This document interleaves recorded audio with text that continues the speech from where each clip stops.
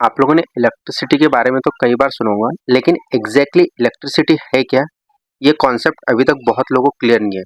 तो मैं आज के इस वीडियो में आपको यही कॉन्सेप्ट क्लियर करूंगा। देखिए, जिस तरह आपको पता है पानी को फ्लो होने के लिए एक हाइट डिफरेंस चाहिए, ठीक है। उसी तरह करंट को फ्लो होने के लिए, जो हमारा करंट है उसको फ्लो होने के लिए एक पोटेंशियल डिफरेंस चाहिए होता है, जिसको हम वोल्ट में मेजर करते हैं, ठीक है। अगर आपने स्कूल में पढ़ा होगा या ध्यान दिया होगा तो आपको पता होगा कि जो भी हमारा एटम होता है उसके चारों तरफ एक इलेक्ट्रॉन का फील्ड होता है, ठीक है। ये फील्ड में अपने अपने शेल होते हैं, अपने अपने शेल में उनके उनके इलेक्ट्रॉन्स होते हैं। रफ रिप्रेजेंटेशन है, लेकिन इससे आपको एक आइडिया है उसमें क्या होता है। जो आपका आउटर मोस्ट शेल होता है ना, ये कंडक्टर की बात हो रही है। कंडक्टर जैसे कि कॉपर, गोल्ड, उनकी, ठीक है। उनका जो आउटर मोस्ट शेल होता है इसमें कुछ फ्री इलेक्ट्रॉन्स होते हैं। ये फ्री इलेक्ट्रॉन्स क्या करते हैं, ये मूव होते रहते हैं। ये हमेशा क्या होते हैं, मूव होते रहते हैं, लेकिन कैसे, रैंडमली। इनमें कोई डायरेक्शन इस वक्त तो नहीं है, ठीक है। ये रैंडमली मूवमेंट हो रहा है इनमें। जो आपके फ्री इलेक्ट्रॉन्स है वो रैंडम मूवमेंट, रैंडम मूव होते रहते हैं, जिसे हम थर्मल मूवमेंट भी कहते हैं, जो कि इन्वायरमेंट की हीट की वजह से मूव होते हैं। हम क्या चाहते हैं, हमारे करंट को फ्लो करवाने के लिए ये सारे जो इलेक्ट्रॉन है ये सब के सब क्या हो, एक डायरेक्शन में मूव हो, ठीक है। इसके लिए हम क्या करते हैं, इलेक्ट्रिक फील्ड इंड्यूस करते हैं। हम क्या करते हैं, इलेक्ट्रिक फील्ड इंड्यूस करते हैं इस वायर में। अब इलेक्ट्रिक फील्ड इंड्यूस करने की वजह से क्या होता है, ये जो रैंडमली इधर उधर जा रहे थे, ठीक है, रैंडमली इधर उधर जो जा रहे थे उनमें तो करंट तो था, लेकिन ओवरऑल नेट करंट जो था वो जीरो था, ठीक है। जो ओवरऑल नेट करंट था वो जीरो था। हम क्या चाहते हैं कि वो जो फ्री इलेक्ट्रॉन जो हुए हैं उसे हम एक डायरेक्शन प्रोवाइड करें। उस डायरेक्शन को प्रोवाइड करने के लिए हम क्या करते हैं, इलेक्ट्रिक फील्ड इंड्यूस करते हैं। हम इलेक्ट्रिक फील्ड कैसे इंड्यूस करते हैं मैं आपको भी एक मिनट में बता दूंगा, ठीक है। तो इलेक्ट्रिक फील्ड हम इंड्यूस करते हैं तो सारे के सारे जो इलेक्ट्रॉन होते हैं वो एक डायरेक्शन में ड्रिफ्ट होने लगते हैं। जब वो एक डायरेक्शन में ड्रिफ्ट होने लगते हैं तो हम क्या कहते हैं कि करंट फ्लो हो रहा है। करंट मतलब फ्लो है। तो जो इलेक्ट्रॉन का फ्लो है इसी को हम क्या बोलते हैं, करंट बोलते हैं। जैसा कि मैंने आपको बताया, जो हमारे इलेक्ट्रॉन है उनको फ्लो होने के लिए, करंट प्रोड्यूस करने के लिए हमें इलेक्ट्रिक फील्ड को इंड्यूस करना पड़ता है। इलेक्ट्रिक फील्ड को इंड्यूस करने के लिए हम कभी कभी बैटरी का भी यूज करते हैं, ठीक है। बैटरी का यूज करते हैं, या फिर हम मैग्नेटिक फील्ड का भी यूज करते हैं। मैग्नेटिक फील्ड में क्या होता है कि हमेशा जो मैग्नेटिक फील्ड है ना वो चेंज होते रहनी चाहिए। अगर आपकी मैग्नेटिक फील्ड चेंज नहीं हो रही है, ठीक है, अगर ये कांस्टेंट मैग्नेटिक फील्ड में है, तो ये इलेक्ट्रिक फील्ड इंड्यूस नहीं कर पाएंगे आप। मैग्नेटिक फील्ड है वो क्या होनी चाहिए, हमेशा चेंज होती रहनी चाहिए। तो मैग्नेटिक को क्या करते हैं, रोटेट करते हैं, या फिर आप जो कंडक्टर है उसको रोटेट करिए, ठीक है। दोनों में से आप कुछ भी करिए, लेकिन आपको क्या करना है कि आपको इसके में जो आपकी मैग्नेटिक फील्ड है वो चेंज होती रहनी चाहिए। अगर एक कांस्टेंट मैग्नेटिक फील्ड है तो इलेक्ट्रिक फील्ड प्रोड्यूस नहीं होंगी। इससे क्या होगा कि जब आप चेंज करते रहोगे ना तो एक इलेक्ट्रिक फील्ड इंड्यूस होती है आपके इस कंडक्टर के अंदर। इस कंडक्टर में जब इलेक्ट्रिक फील्ड इंड्यूस होंगी, उसमें जो इलेक्ट्रॉन है, जो आपके इलेक्ट्रॉन है वो क्या होंगे, एक डायरेक्शन में ड्रिफ्ट होने लगेंगे। एक डायरेक्शन में क्या होंगे, ड्रिफ्ट होंगे। तो जो एक डायरेक्शन में जो ड्रिफ्ट हुआ है इलेक्ट्रॉन का, इसी को हम एंड में क्या बोलते हैं, करंट बोलते हैं। इसको हम एंड में क्या बोलेंगे, करंट। और इसकी यूनिट क्या है, एम्पियर। हम हमेशा जानते हैं जो हमारा लोअर पॉइंट होता है उसे हम जीरो मान के चलते हैं, ठीक है। और जो हमारा हायर पॉइंट होता है उसे हम एक वोल्टेज मान के चलते हैं। तो ये जो दोनों के बीच का जो डिफरेंस होता है इसे हम क्या बोलते हैं, हमारा इतना वोल्ट है। मान लीजिए अगर मैं कहता हूँ 12 वोल्ट है, 12 वोल्ट मतलब जीरो से जीरो से 12 के बीच का जो डिफरेंस है हमारा, ये मेरा 12 वोल्ट होता है, ठीक है। लेकिन अगर मैं यहाँ से गिनूं, अगर मैं यहाँ से इतना भाग गिनूं, तो मान लीजिए मैं 3 से ही गिनना शुरू करता हूँ। अगर मैं 3 से 10 तक गिनता हूँ, 3 से 10 का गिनता हूँ, तो ये मेरा क्या होगा, 7 वोल्ट हो जाएगा।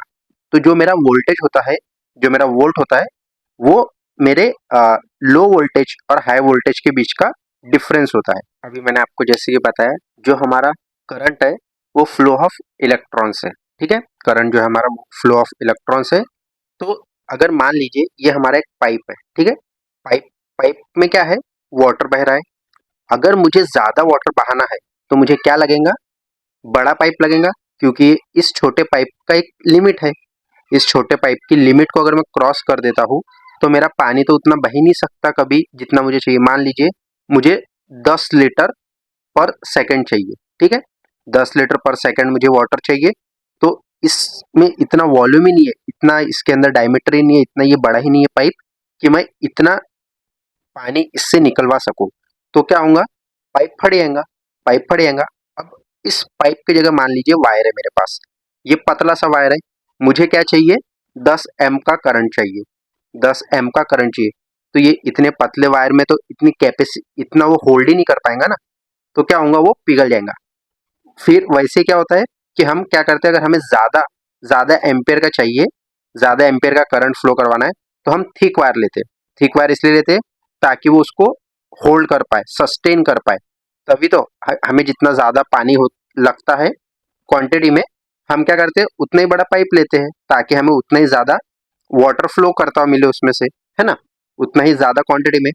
वैसे ही वायर के केस में भी आप जितना मोटा वायर लोगे, चांसेस ज्यादा है कि आप उतना ज्यादा एम्पियर का करंट उसमें से फ्लो करवा सको, ठीक है। अगर आप पतला तार लोगे तो पिघल जाएगा, मोटा तार ज्यादा एम्पियर को बर्दाश्त कर पाएगा। मान लीजिए आपके पास दो बकेट है, ठीक है, दो बकेट है और दोनों पाइप से जुड़ी है। इसमें आप स्लोप देखिए कितना कम स्लोप है, ठीक है। यहाँ पर भी दो बकेट है, लेकिन यहाँ पे स्लोप क्या है, सेम है। अब मान लीजिए पाइप की लेंथ तो एग्जैक्टली सेम है, लेकिन यहाँ पे स्लोप ज्यादा है, यहाँ पे स्लोप कम है। आपको क्या लगता है पानी जल्दी किसमें से खाली होगा? पानी ऑब्वियसली आपका जिसमें फ्लो ज्यादा है इसमें से जल्दी खाली हो जाएगा, क्योंकि क्या है, इसको स्लोप ज्यादा मिल रहा है, ठीक है। वैसे ही इसमें कम जल्दी होगा। तो मान लीजिए आपका वोल्टेज अगर इतना कम है, आपका वोल्टेज की वैल्यू इतनी कम है, तो आप क्या करोगे, आपका जो एम्पियर है, आपका जो फ्लो ऑफ करंट है, फ्लो है या करंट कह लीजिए या फिर एम्पियर कह लीजिए, वो इतना फ्लो ही नहीं हो पाएगा कि वो पाइप से भी बाहर आ जाए। मान लीजिए अगर ये इतना ना होता और कम होता, ठीक है, अगर ये ऑलमोस्ट ऐसा हो जाता, तो चांसेस इसके ज्यादा है कि ये फ्लो ही ना कर पाता, ठीक है ना। ये यहाँ पर, यहाँ से ये फ्लो ही ना कर पाता इसको, अगर यहाँ पर इतना पानी है तो ये इस पानी को फ्लो ही नहीं कर पाता इसको। तो हमें क्या चाहिए, स्लोप चाहिए, मतलब कि हमें क्या चाहिए, वोल्टेज चाहिए। वोल्टेज ही वो चीज है जो आपके करंट को वो पुशिंग इफेक्ट प्रोवाइड करेगा, ठीक है, वो पुशिंग इफेक्ट प्रोवाइड करेगा जिससे आपका करंट है वो फ्लो हो पाए। आप लोगों ने ये आर्गुमेंट हमेशा सुनी होंगी कि वोल्टेज ज्यादा डेंजरस है या करंट, ठीक है, वोल्टेज ज्यादा डेंजरस है या करंट। तो आज हम इस जो डिबेट है इसको एंड कर देंगे, ठीक है। इसको हम दूसरे नजरिए से देखते हैं। मान लीजिए एक बुलेट है, ठीक है, एक बुलेट है, वो आपको लगती है, ठीक है। अब आप मुझे बताइए, आपको बुलेट की स्पीड ज्यादा डेंजर लगती है या बुलेट? फिर से मेरा क्वेश्चन वही है कि आपको बुलेट की स्पीड ज्यादा डेंजर लगेगी या बुलेट खुद? तो आप बोलेंगे बुलेट में क्या है, बुलेट में अगर स्पीड ना हो तो वो तो एक नॉर्मल वो है। एग्जैक्टली वैसी, अगर करंट करंट में वोल्टेज ही ना हो तो कभी फ्लो कर पाएगा नहीं, लेकिन वोल्टेज वो पेनिट्रेशन पावर है। वैसे सेम इस केस में बुलेट को जो स्पीड है वो उसे बुलेट को एक पेनिट्रेशन पावर दे रही है जिसके वो आपके थ्रू निकल पाए। एग्जैक्टली वैसे ही करंट को जो पेनिट्रेशन पावर दी जाती है वो वोल्टेज के थ्रू दी जाती है। तो अगर वोल्टेज ही ना हो या इतना कम हो तो करंट को पेनिट्रेट आपके बॉडी से नहीं कर पाएगा। तो आपके, आपने देखा होगा आपके जो चार्जर है उसके अंदर 2 एम्पियर का करंट आता है, राइट, और वोल्टेज 5 वोल्ट का होता है, लेकिन फिर भी आप उसको टच कर लेते हो, क्यों? क्योंकि उस वोल्टेज में इतनी पावर ही नहीं है कि वो आपकी स्किन को पेनिट्रेट करके आपके बॉडी के, आपके जो हार्ट है उसको डैमेज कर पाए, ठीक है। तो आपके हार्ट को डैमेज करने के लिए एटलीस्ट 0.1 मिली एम्प चाहिए, ठीक है। शायद कुछ कम ज्यादा हो, ठीक है, एग्जैक्टली मुझे नहीं पता, लेकिन आपको जान से जाने के लिए आपको बहुत कम वोल्ट एम्पेयर चाहिए, लेकिन आपके चार्जर में उससे कई ज्यादा है, लेकिन वो फिर भी आपको डैमेज नहीं पहुंचाता, क्यों? क्योंकि उसमें उतना वोल्टेज है ही नहीं कि वो आपको डैमेज कर पाए। तो नेक्स्ट टाइम अगर आपसे कोई पूछे कि डेंजरस कौन है, करंट या वोल्टेज, तो आपका सीधा आंसर होना चाहिए दोनों, ठीक है। दोनों ही डेंजरस है। आप सभी ने बैटरी को आपके टंग से टच करके चेक किया होगा, आपको एक हल्की सी सेंसेशन होती है, राइट? लेकिन आपके हाथ में नहीं होती है, कि जीभ के गीले होने की वजह से आपके बॉडी के थ्रू करंट फ्लो होता है, ठीक है, पर वो बहुत ही कम होता है। इसलिए जब भी आपकी बैटरी जब चार्ज होती है, आप उसको टंग से टच करते हो, जो कि आपका जो कंडक्टिविटी वो कम बढ़ गई है। अब आप अच्छे बेटर कंडक्टर हो उस बैटरी के लिए, तो आपकी बॉडी से करंट फ्लो होगा, ठीक है। तो आपको जो हल्की सी सेंसेशन होती है जिब में, वो इसीलिए होती है क्योंकि वो करंट फ्लो हो रहा है। वो इतना ज्यादा नहीं है कि आपको परमानेंट डैमेज करे, पर इतना कम भी नहीं है कि आप उसको महसूस ही नहीं कर पाओ, लेकिन उसके अंदर करंट तो होता है। तो इसीलिए कहा जाता है कि कभी भी गीले हाथ से आपको कोई भी इलेक्ट्रिक इक्विपमेंट को टच नहीं करना है। क्यों? क्योंकि अगर आप टच करते हो तो आपकी बॉडी की जो रेजिस्टेंस है, जो आपकी बॉडी जो रेजिस्ट कर सकती थी पहले 50 वोल्ट को मान लीजिए, अब वाटर उस पे लग गया है, अब वो 50 से क्या हो जाएंगी, 20 पे आई गई। मान लीजिए पहले आपको 20 का करंट नहीं लगता था, ठीक है, आपको पहले 20 का करंट तो नहीं लगता था, लेकिन अब जो कि आपकी बॉडी वाटर कांटेक्ट में आके एक अच्छा कंडक्टर हो गई है और उसकी रेजिस्टेंस कम हो गई है, तो आपको अब 20 वोल्ट से भी करंट लगेगा। एक बार 20 वोल्ट आपकी बॉडी से इंड्यूस्ड हो गया, तो करंट को क्या है, उसके पास जितना करंट होगा सारा का सारा आपके बॉडी में छोड़ देगा और आपको करंट लग जाएगा। हमें करंट को ज्यादा डिस्टेंस तक फ्लो कराने के लिए इतना हाई वोल्टेज क्यों लगता है?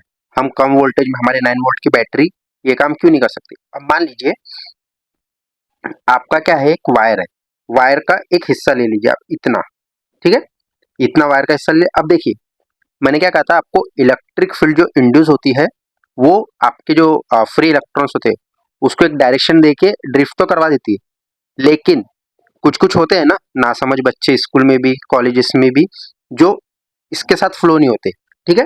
तो क्या होता है, आप एक छोटा सा पार्ट लीजिए, यहाँ पर क्या है, सिर्फ एक है, मान लीजिए दो तो हो रहे पर एक हो रहा है, अगर वो थोड़ा सा कम होगा, यही क्या कहलाएगा हमारा रेजिस्टेंस। ये क्या कर रहा है, हमारे जो फ्लोइंग इलेक्ट्रॉन्स है उनको थोड़ा सा वो कर रहा है, क्या बोलना चाहिए, रेजिस्ट कर रहा है। उनको बोल रहा है भाई तुम कहाँ जा रहे हो, मैं नहीं जा रहा, वो बहकाने की कोशिश कर रहा है, ठीक है। उसकी वजह से क्या होगा कि हल्का कम होगा, लेकिन फिर भी अभी जा रहे हैं। लेकिन ओवरऑल जब आप बहुत लंबा वायर लेते हो ना, तो रेजिस्टेंस इतना बढ़ जाता है कि जो आपका 9 वोल्ट है, ये आधे रास्ते में ही दम तोड़ देगा, आधे भी नहीं, एकदम कुछ ही मीटर में ही दम तोड़ देगा।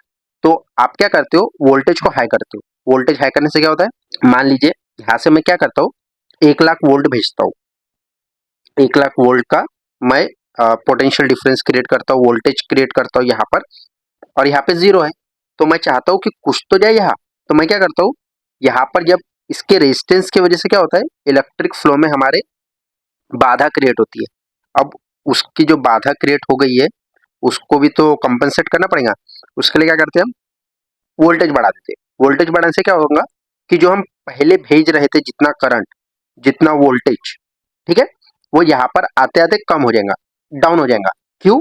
क्योंकि हमारे जो वायर में रेजिस्टेंस है उसने उसको ड्रॉप कर दिया। इसका फॉर्मूला भी है, वो मैं आपको यहाँ नहीं बताऊंगा, ठीक है। आप खुद मुझे कमेंट करिए वो कौन सा फॉर्मूला है जिससे हम कितना कम होगा हमारा करंट और वोल्टेज कितना ड्रॉप होगा वो हम पता करते हैं, ठीक है। तो क्या होगा कि हमारे कम हो, यहाँ से यहाँ पे आते आते ये कम हो जाएगा। तो इसीलिए हमेशा हमें जो वोल्टेज को बढ़ाना पड़ता है हमारे लॉन्ग डिस्टेंस पे ट्रैवल करवाने के लिए। अगर आपको ये मेरा एक्सप्लेनेशन अच्छा लगा तो आप लाइक करिए, शेयर करिए, सब्सक्राइब करिए, फॉलो करिए। और अगर आपके माइंड में कोई और कंफ्यूजन है तो आप मुझे कमेंट बॉक्स में क्वेश्चन भी पूछ सकते हैं। और हाँ, वो जो क्वेश्चन मैंने आपसे पूछा था ना, कौन सा फॉर्मूला है जिससे आप रेजिस्टेंस कितना वोल्टेज और एम्पेयर को डाउन करेगा, वो आप कमेंट में अगर आपको पता है तो आप भेज दीजिए, ठीक है, कमेंट करिए। Thank you.